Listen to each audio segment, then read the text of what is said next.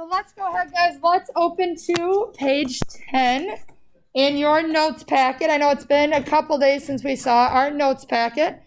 So go ahead, take out your notes packet. Page 10, please.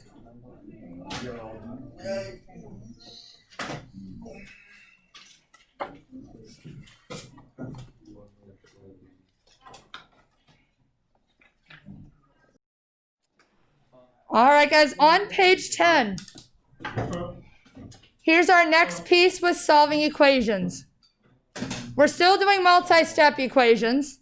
Anytime you get past 2 steps, we call them multi-step, because you never know if it's always going to be a 3-step or a 4-step. You never know how many steps you're going to be, or 5 or 6, who knows. So once you get past a 2-step, we just keep calling multi-step. But now here's where we're cranking things up. We're looking at variables on both sides. Up until this point, whatever variable, aka letter we had, it only appeared on one side. It might have appeared more than once, but it was always on the same side. Now we need to look at what happens if we get variables on both sides. So at the top of our sheet, we have a little step-by-step there for you. Step 1 says simplify each side of the equation if needed. And by simplify, we mean if you need to do any distributing, distribute. If you need to combine any like terms, combine some like terms. We don't need to distribute. We'll do that later.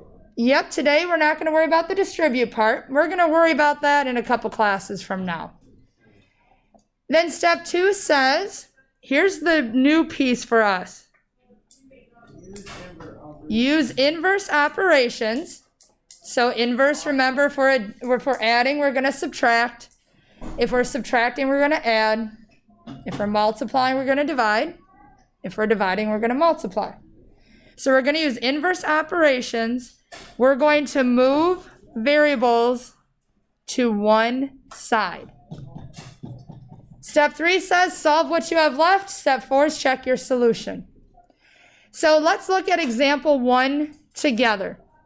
In example 1, we have 8x plus 17 equals 2x plus 35. Notice there's an x on the left side. There's an x over on the right side. And there's also 2 And then we also just have 2 plain old constants. We have 2 plain numbers. So what we have to do, step 1 says simplify each side if needed. Well, I have an 8x and a 17. I can't put those together on the left because the 17 doesn't have an x. On the right side, I have a 2x and a 35. I can't put those together because the 35 doesn't have an x. So now I move to step 2. Use inverse operations to move variables to one side. So we have to move either the 8x over to the right side or the 2x over to the left side. We've been moving numbers to the left or right side using inverse operations, just plain numbers. It doesn't change now that they have a variable with it. It doesn't change at all. What I like to do is I like to try to keep the number in front of my variable positive. I know for a lot of us, once we start throwing negatives in there, that's where our signs get us goofed up and we end up with the wrong answer because we forget about a negative sign or we forget a positive divided by a negative is actually a negative. So what I want to move is one of these terms to try to keep the other one positive. So if I have 8x, don't write this yet, let's talk about this. If I move the 8x, right now it's a positive 8.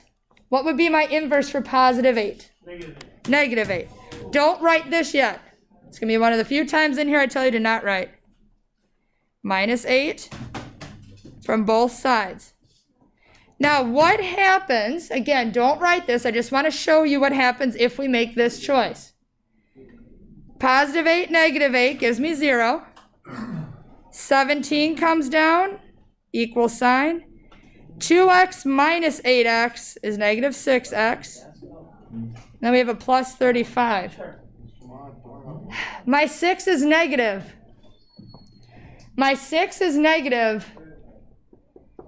I know for a lot of us, those negatives, that can mean trouble for some of us. So instead of moving the 8x first, let's see what happens if we move the 2x first. Again, our goal, step number 2, is to get the variables onto one side. It doesn't say it has to be the left side. It doesn't say it has to be the right side. Let's try moving the 2x. It's a positive 2x. So what's my inverse for positive 2? Negative 2. And notice, guys, I keep that equal sign, and I line up the minus 2x underneath the 2x, and the minus 2x underneath the 8x. I line up the terms that are like terms. 8x minus 2x is positive 6. The 17 is going to stay. The equal sign just keeps going.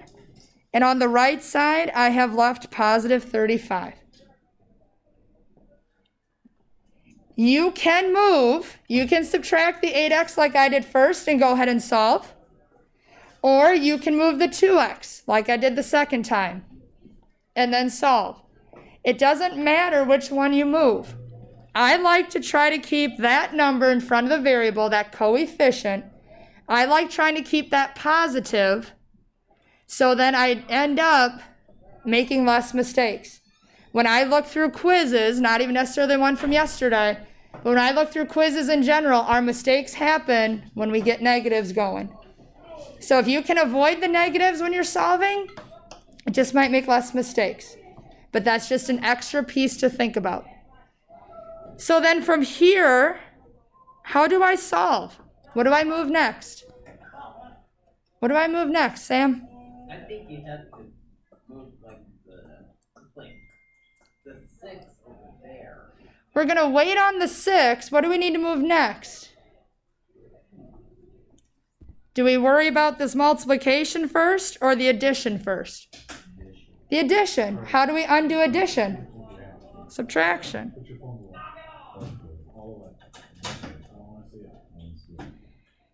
Positive 17, negative 17. We get 6x. 35 minus 17, we're going to get an 18. Divide by 6 both sides. Oh, this is easy. And we get a 3. There's no distributing right now. There's no I have to combine like terms right now. We just have to make sure we get all the x's on one side. We just have to make sure we get all the x's, or in number 2 it's a k, in number 3 it's an m. We have to get them all on one side. Now, I know some of you are wondering, and I just want to show you. Yes, you can still check it, but that's not what I'm going to show right now. What I want to show you is, Miss Golly, what if I would have subtracted that 8x? You showed us that. You told us don't write it. What if I would have chose that? What if I'm not real sure when you tell me to try to keep that number positive? What if I'm not real sure how to make that happen? That's okay. If you continue with the 8x, moving it first. Inverse of positive 8 was negative 8. Positive 8, negative 8 gives me 0. The 17 is positive. 2x minus 8x, negative 6x. And we have a plus 35. We undo addition first. So we're going to subtract the 35. And now I get negative 18 equals negative 6x. Divide by negative 6. And we get 3 for our x. But Miss Golly, those are different steps and you got the same answer. You're right. It doesn't matter. It doesn't matter if I move the 2x first or the 8x first. I moved the 2x first, and I got a bunch of positives to work with. I moved the 8x first, and I had a lot of negatives. I had to keep track of the sign. So before you make your move, before you make your move, think about, if I subtract 8 from both sides, am I going to get a positive or a negative in front of my x? Negative. If I subtract the 2 first from both sides, will I get a positive or negative in front of my x? If you can keep things positive, just based on what I've seen with you guys solving over the last few weeks, if we can limit how many negative signs we have less mistakes overall. You guys know the steps. We just lose those negative signs sometimes. So let's look at number 2 together. Then I'm going to give you guys a chance to try a couple out and see where we're at. So if we look at number 2, we have nothing to combine on each side. 7k and an 8, I can't put those together. 2k minus 37, I can't do anything with those. They're not like terms. I don't need to distribute. There's no parentheses. So I go to step 2. We need to move the variable to one side. So let's think about this. If I move the 7k, how would I move it? Add or subtract? To move the 7k, Sam, what would I do? Subtract. You would subtract. So hang on, let's think about this first move. If I subtract, 7k, positive 7, negative 7 will give me my 0. What's going to happen though? 2k minus 7k, what am I going to get? I'm going to get a negative 5k. My 37 is still negative. So if I choose to move the 7k first, I'm going to get lots of negatives. I can still solve it. We're going to go ahead and finish it. I can still solve it this way. Moving either k, it's not wrong. If I choose to move the 7k first, I end up with a lot of negatives over on that right side. To undo subtraction, I add.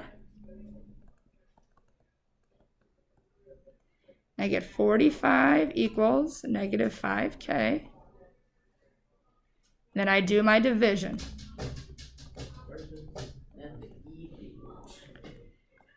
So I can move the 7k first.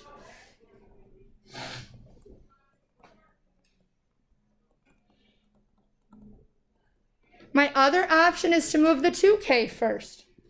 The 2k is positive, so how do I undo positive 2?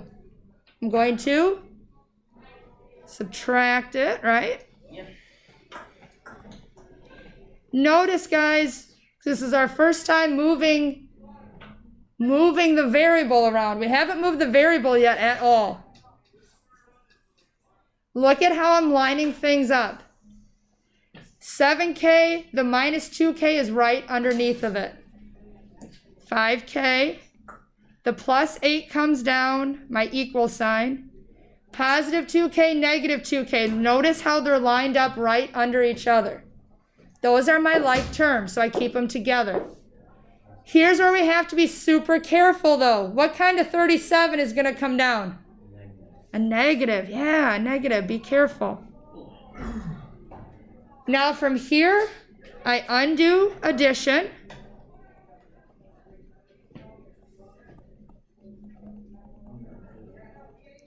And then I undo multiplication. We get the same answer. So there is no difference if I move the 7k first or the 2k first. The only difference is moving that 7k first, it gave me more negatives to work with. And I know based on some of us, our track record, the more negatives that appear in a problem, the more little mistakes we make because we forget to bring a negative sign down with things, okay? So let's go ahead. And I want you guys to go just try out 3 and 4. But no. Just try out 3 and 4. Let's see how those go. Let's check in after that and see how we're doing.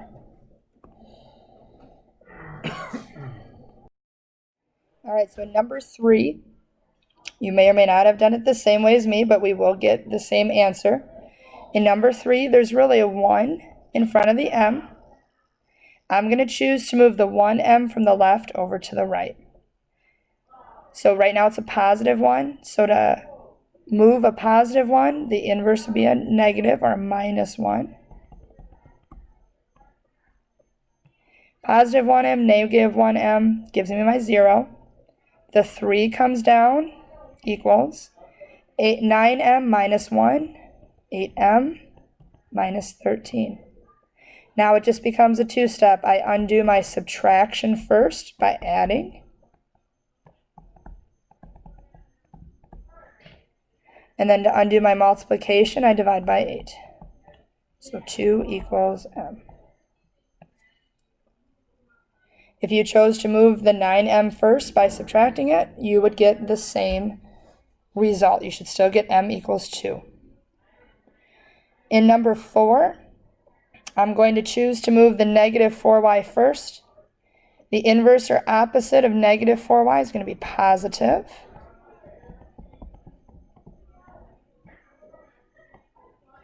Negative 4y, positive 4y gives me the 0 I need. The 6 is still on the left side of the equals. Negative 3y plus 4y. We have to be careful. As I walked around, some of you had a 7 for this. If you need to, double check in your calculator. Negative 3 plus 4 is going to give me a 1y. And we still have the plus 12.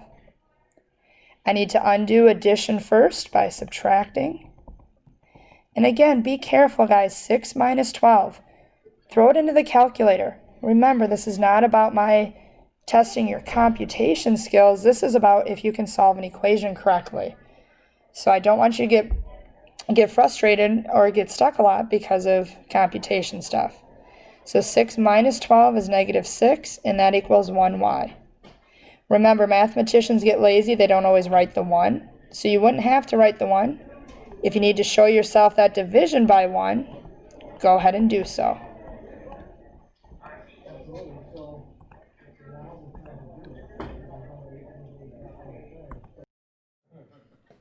All right, guys, there was a reason I had you stop at number 4. I wanted to make sure I talked to you a little bit about number 5 before I let you finish the front of the sheet. If you look at number 5, what happens if I choose to move the 2a first? What's going to happen if I were to choose to move the 2a first? There's not gonna be, There's not going to be anything left over on that right side. There's not going to be anything left over on the right side. Let's go, guys. Breaks down. Let's put the phones away, please. We're on number 5, please. If I try to move the 2a, don't write this. I know I've said that a couple times today. If I try to move the 2a, look at my right side of that equal sign. There's nothing left. So if all I have on one side is something with a variable, if I have just one thing on the right side or just one thing on the left side, don't move that one thing. Because then that side becomes empty and we forget to write the 0 and then our equal sign ends up floating around. If you have just one thing on either side, don't move it. So the 2a, I'm going to leave it there. I'm going to move the 6a. Right now it's positive, so to undo our positive, we're going to do a negative. That would make it 4. Positive 6a, negative 6a. Look at how I wrote them right under each other so I can see that it makes a 0. The 40 is still over on the left. Equal sign. Positive 2 minus 6. If you need to, guys, everybody has a calculator on their desk. If you need to, use it. It's not about testing you on computation if can you do 2 minus 6. It's about can you solve the equation. Be careful on this 2 minus 6. I shouldn't be getting 8. I shouldn't be getting negative 8. I should get negative 4. To undo my multiplication, I have to divide. And again, here's one of those times, I see it on quizzes a lot, or even when you guys are just doing practice in class. I get a lot of people for this kind of question. They tell me the answer is 10 and they move on. Check it in the calculator if you need to. Positive divided by a negative, it's going to be a negative every time. Okay? Also, the one thing we did not do, because I was showing you kind of both ways how to solve, we didn't do our check. You can still check these. You can still check these, but you have to check them one side at a time. So I would put this left side into my calculator.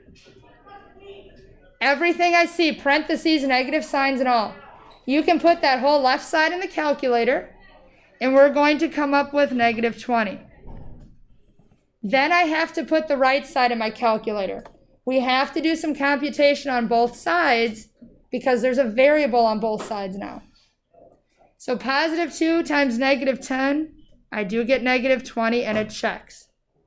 So checking, it's going to take a little more effort when there's a variable on both sides, but still do it though, guys. Still do it. It might take a little bit, but hey, that's okay.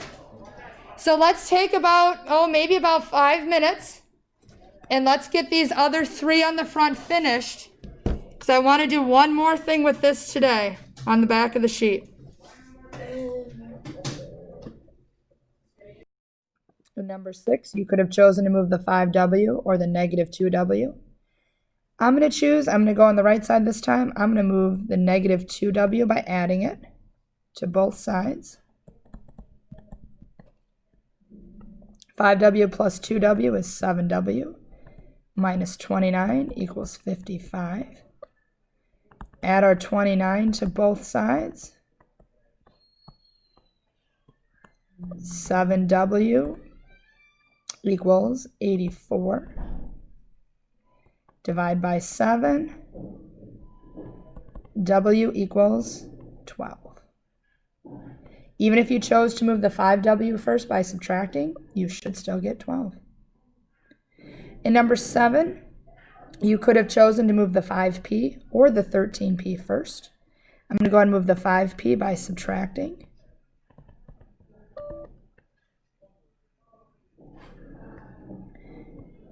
On the left side, be careful. It is a negative 11 that's left. 8P minus 43. Add 43 to both sides. We get positive 32 equals 8P. Divide by 8. 4 equals P. Last but not least, in number 8, there's really a negative 1 in front of that C. So I'm going to go ahead and move that by adding 1C to both sides.